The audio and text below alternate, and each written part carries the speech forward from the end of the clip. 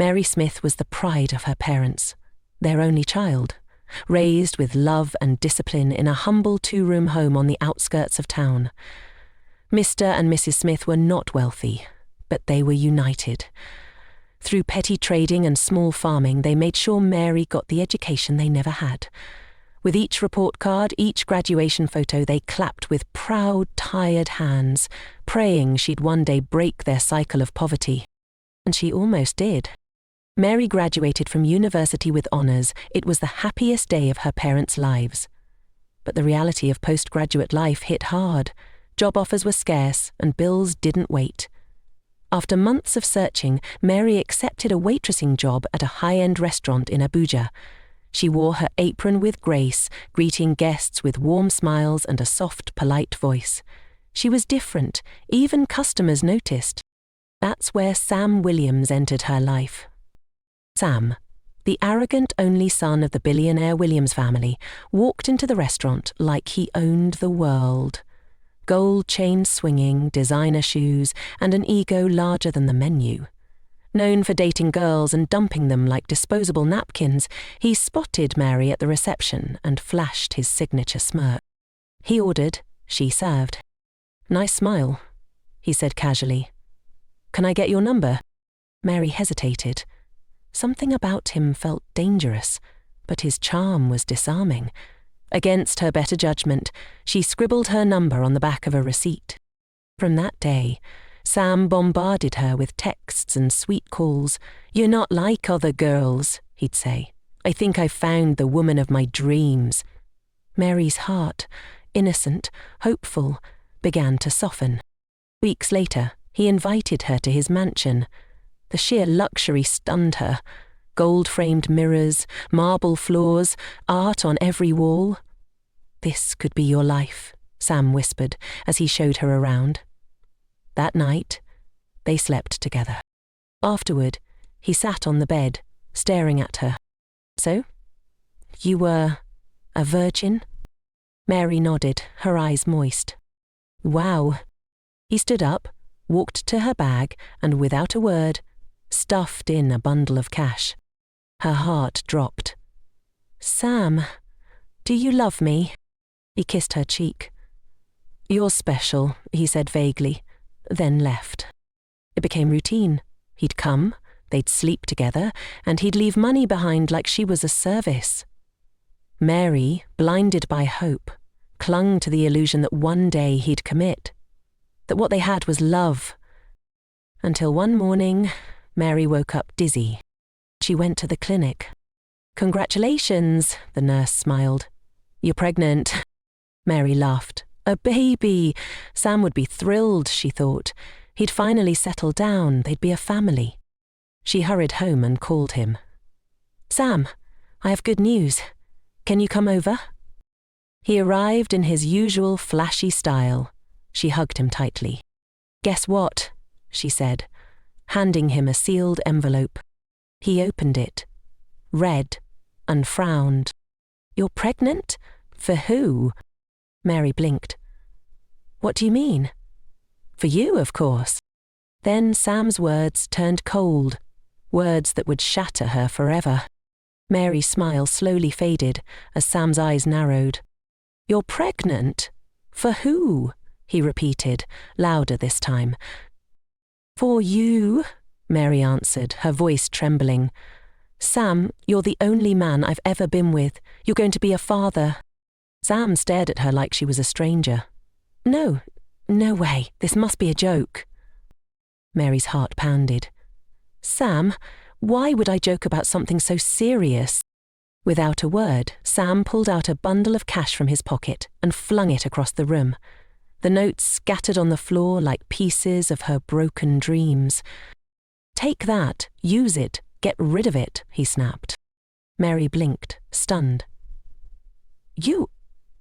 You want me to abort the baby?" Sam shrugged. "I gave you money every time. You were supposed to use protection. What were you doing with all that money, saving for a baby shower?" Tears welled in her eyes. "Sam, you said you loved me. You took my virginity. I gave you everything. And now you want to kill our child." Sam stood up. "I never said I wanted a child. I never said I wanted you forever. Look, Mary, this isn't personal, it's just life. My parents would never accept someone like you." Mary collapsed onto the couch, crying. "You're heartless." "That's your problem," he said coldly, turning toward the door. "I'm not ruining my life for some poor girl's fantasy. Goodbye." The door slammed.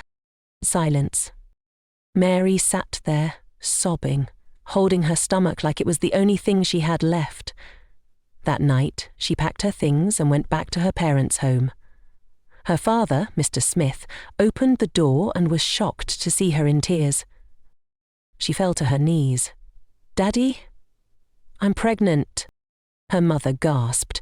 "Pregnant? Mary, how?" Mary told them everything, every painful detail. Her mother cried. Her father looked away, his jaw clenched.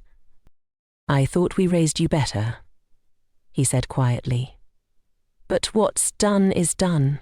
We will not throw you out. But I must speak to his parents. Maybe they don't know what their son did." The next day, they all went to the Williams mansion. Sam's mother stepped out first.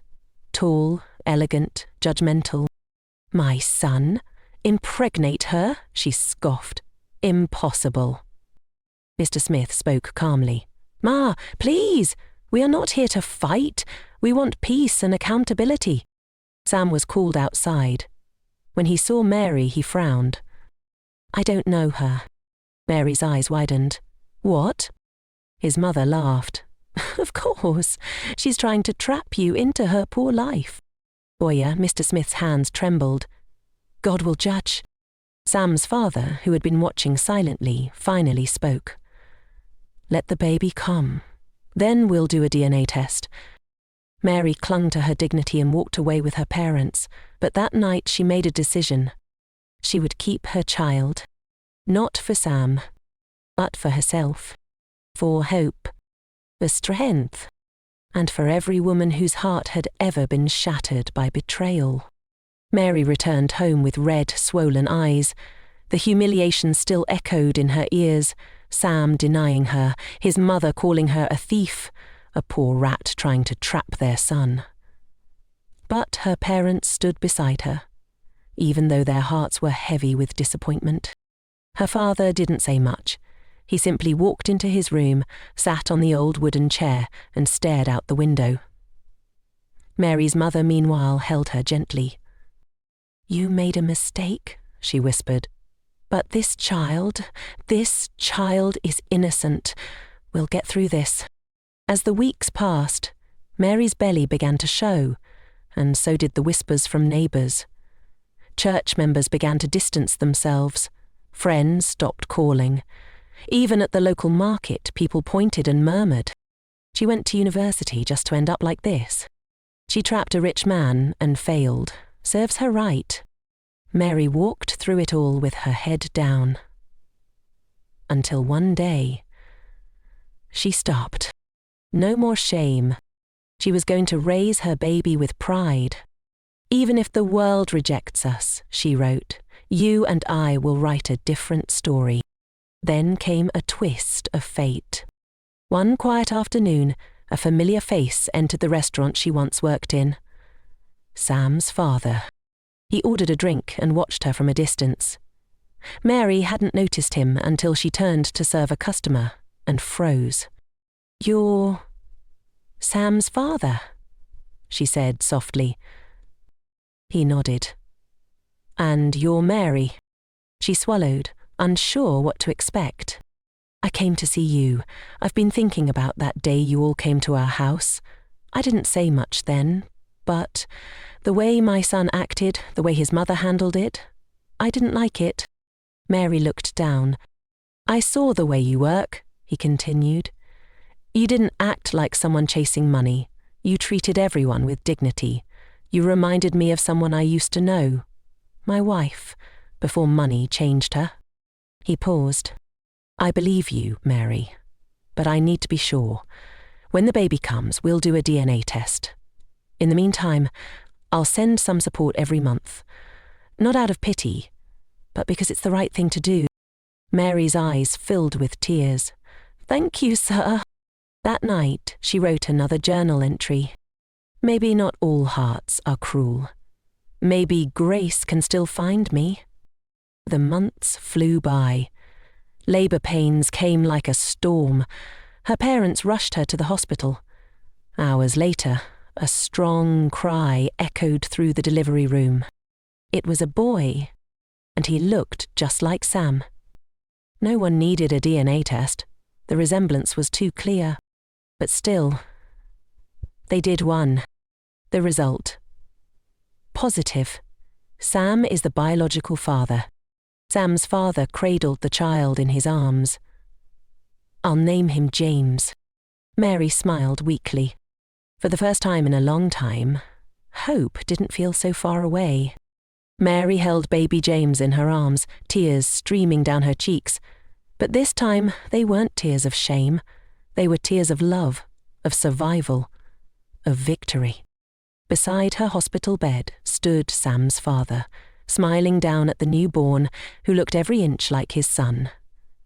"He has your eyes," he said gently. "But that fire in his stare, that's all you." Mary smiled faintly. "I wasn't sure I could do this, but now I can't imagine life without him." Sam's father nodded. "You've done more than most women in your position, and you've done it with dignity." He took a deep breath, then continued. "I want to help. I don't just mean diapers and baby food. I mean a real start. Think about any business you've dreamed of. Send me a proposal. Let's build something real for you and this boy." Mary gasped. "Sir, I don't know what to say." "Say you'll keep being strong. Say you won't give up." That night, Mary lay in bed with James swaddled beside her. Her heart whispered prayers she couldn't speak. This baby wasn't a mistake. He was her second chance. Weeks later, back at her parents' house, now freshly painted thanks to Sam's father's support, Mary began drafting her dream: a restaurant. Cooking had always been her gift. Unique recipes, bold flavours, and a special touch her mother taught her since childhood. She named the proposal Mary's Taste of Home. When she emailed it, she didn't expect much. But 3 days later, a reply came in. Approved. Let's begin. The land was purchased, the design was simple but beautiful. Equipment, staff, branding, everything was done with excellence. When Mary's Taste of Home finally opened, customers flooded in. Her food was more than a meal. It was a story of resilience. Each dish carried the spice of survival and the flavour of grace. People came not just to eat, but to meet the young woman who had turned heartbreak into hope.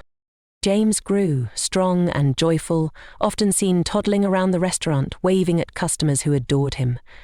Mary was now a business owner, a mother, and a beacon of inspiration in the community. But just as things began to bloom, life reminded her that peace isn't always permanent. After 10 long years since Mary last saw Sam, life had moved on. Or so she thought. Until a call came that shook her world. Sam's father had been in a terrible accident. He was in a coma for weeks, and the doctors weren't sure he would make it. But then, one morning, he opened his eyes. "Give me my phone," he whispered to the nurse. The first person he called wasn't his wife or his son, it was Mary. Hours later, Mary arrived at the hospital. She stepped into the room quietly, her heart pounding, unsure of what to expect. Sam's mother's eyes widened the moment she saw her. "What are you doing here?" she hissed. "You came here to kill my husband too." Before Mary could answer, Sam walked in, his face twisted in anger the moment he saw her. "You again," he snapped. "Get out of here, you have no right." "Enough," a weak voice cut through the room. All eyes turned to Sam's father, now sitting up slowly on the bed. "I'm the one who called her," he said firmly. Let her in." There was silence. Sam's expression shifted from confusion to disbelief. Sam's father turned to his son with disappointment in his eyes. "Sam, apologize to her. Beg her for forgiveness, or you will suffer for the rest of your life." "What?" Sam scoffed. "You want me to beg this poor village girl?" His father gave a faint smile. "She's no longer poor, Sam.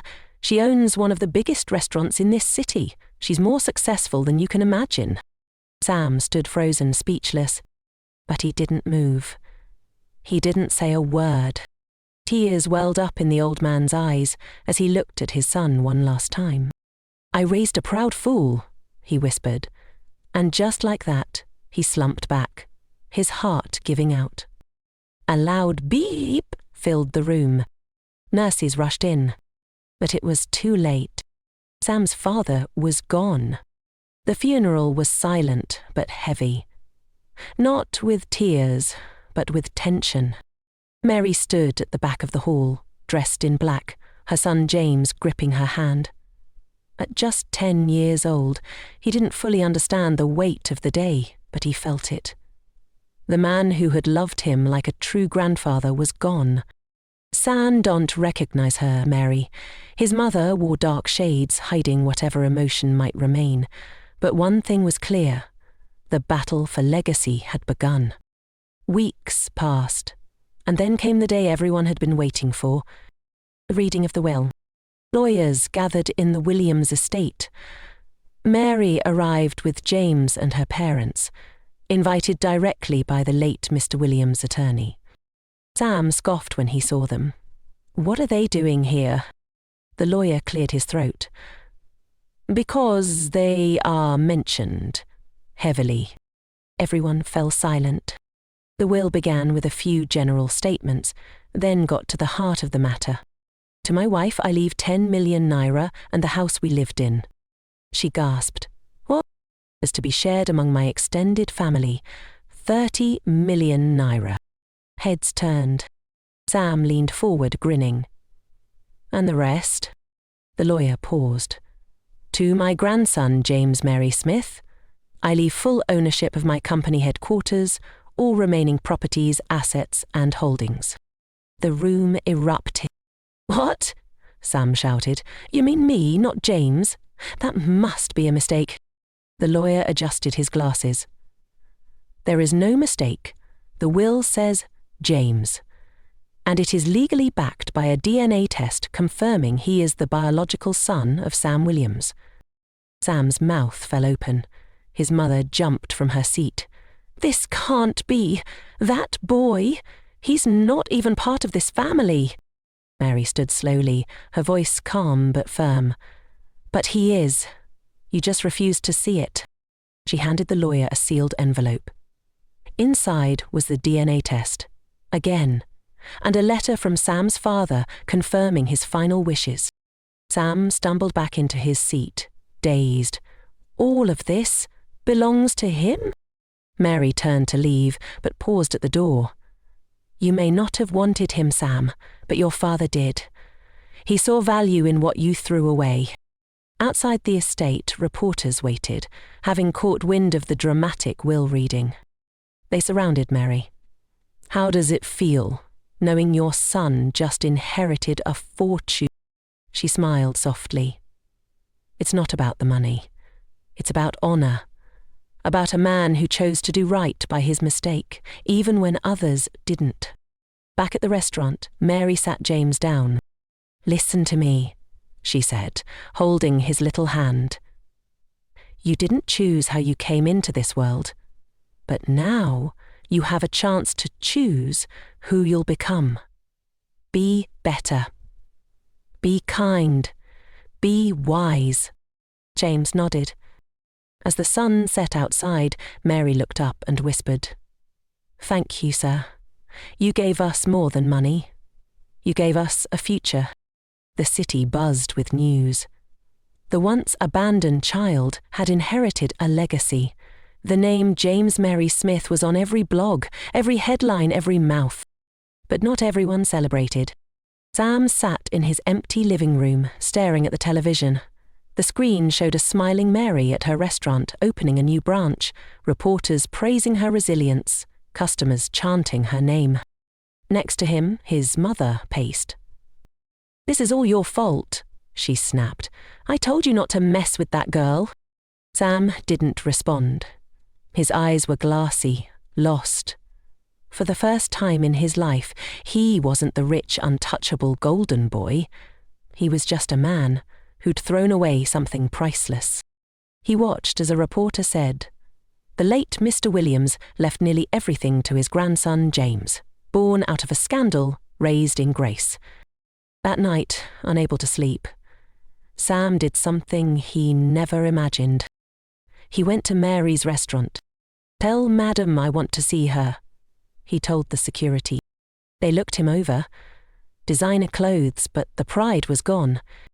Mary, watching from the CCTV, recognized him. She sighed. "Let him in." Sam walked into her office slowly. Everything was beautiful. Polished wood, family pictures, success dripping from every corner. Mary didn't stand to greet him. She folded her arms. "What do you want?" He cleared his throat. "To talk." "You had your chance, Sam. You left us when we needed you most. Why now?" "I was wrong," he whispered. "So wrong. I didn't know how to be a man. I didn't know what love meant. And my son, our son, he's incredible. I saw the DNA, Mary. I know he's mine." Mary looked at him quietly. "I'm sorry," Sam continued, "for everything. For humiliating you, for denying James, for abandoning my responsibilities. I don't deserve your forgiveness, but—" He paused. "I just want to see my son." Mary stared at him. "You once called him a bastard. You called me a liar. You threw money at me like I was nothing. And now, you want a seat at the table you helped destroy?" Sam lowered his head. "I'm not here to claim anything, just to make peace." Mary stood, walked to a drawer and pulled out the DNA result. She handed it to him again. "You already know the truth. What you do with it is your burden." She called security. "Escort Mr. Sam out." Sam hesitated, then turned. As he reached the door, he turned back. "I don't deserve a second chance, but thank you for raising him right. You're a stronger person than I'll ever be." He laughed. Later that night, Mary sat beside James as he did homework. "Mummy, who was that man?" Mary smiled sadly. "Someone who once lost his way, but it's okay. We've already found ours." James grinned. "Can I open another restaurant when I grow up?" She hugged him. "You'll do more than that. You'll build an empire. But first, just stay kind." Months passed, but the echo of Sam's visit lingered in Mary's heart. Not because she missed him. No, that chapter was closed. But because of what it taught her. Sometimes the people who hurt us are also the ones who need healing the most. Mary's business grew even stronger. Mary's Taste of Home now had 3 branches across Abuja, with people travelling from far just to taste her signature jollof and goat pepper soup. Her name became a symbol, not just of food, but of faith, resilience, and dignity. James, now 11, was thriving. Polite, brilliant and bold, he spoke at his school's speech competition. "My mum is my hero," he said proudly. "She turned pain into power, and when life tried to break her, she cooked up success instead." The hall erupted with applause. Mary, seated in the audience, wiped silent tears. But life had one more twist in store. One Sunday afternoon, as Mary returned home from church with James and her parents, a knock sounded at the gate. Her heart tensed when she saw who it was through the peephole. Sam. And his mother. He looked thinner, quieter. His mother, without makeup or designer clothes, looked like a different woman, aged by guilt and time. "Please," the older woman began. "We don't want trouble. We just want to talk." Mary hesitated, then stepped aside. They sat quietly in the living room, the silence thick. "I don't deserve to speak," Sam said first, eyes lowered. "But I must. I didn't just betray you. I failed my father. And I failed myself." Mary said nothing. His mother took over. "When my husband was alive, I pushed him away. I raised a son without values. I judged you, looked down on you. And yet, you rose." She reached into her purse and pulled out a small box. "I don't expect forgiveness today, but I want you to have this. It's my wedding ring. Gold from my mother. I want James to have it one day. Not for wealth, but to remember that from brokenness, beauty can still rise." Mary looked at them. Her voice was soft but steady. "I forgave you a long time ago, not for you, but for me, so I could grow, so I wouldn't stay bitter." Sam nodded, his eyes misty. "Can I at least get to know him, slowly?" Mary glanced at James, who was peeking from the hallway, curious. "I'll leave that choice to him," she said. "But know this, I won't let anyone break him, ever." That evening, as the sun dipped low, Mary and James sat on the porch. "Mummy," James said, "will I be like Grandpa or like Dad?" She smiled. "You'll be, like you, and that's more than enough." And in the golden silence, with peace finally settled in their hearts, they knew their story wasn't one of tragedy. It was a story of triumph. If you were Mary, would you marry Sam or let him back into your life again? Let us know your thoughts in the comments. Thank you so much for watching. Please like, share and subscribe for more emotional stories, and tell us where you're watching from. We love hearing from you.